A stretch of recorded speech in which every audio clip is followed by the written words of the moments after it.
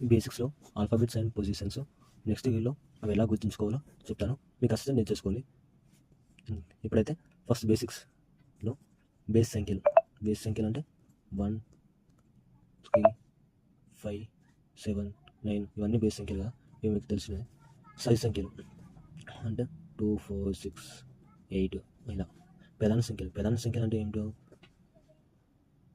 అంటే ప్రధాన సంఖ్యలు అంటే మనకు అదే కారణాంకాలు, అదే సంఖ్య మాత్రమే కారణాంకాలు, అంటే అదే సంఖ్య మాత్రమే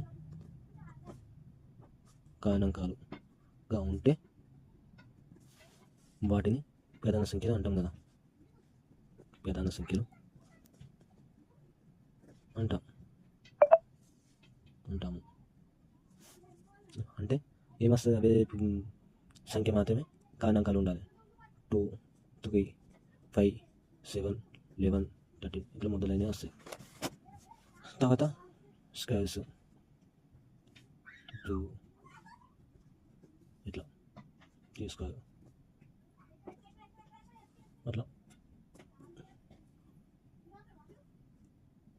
ఇవి ఈజీగా నేర్చుకోవాలి.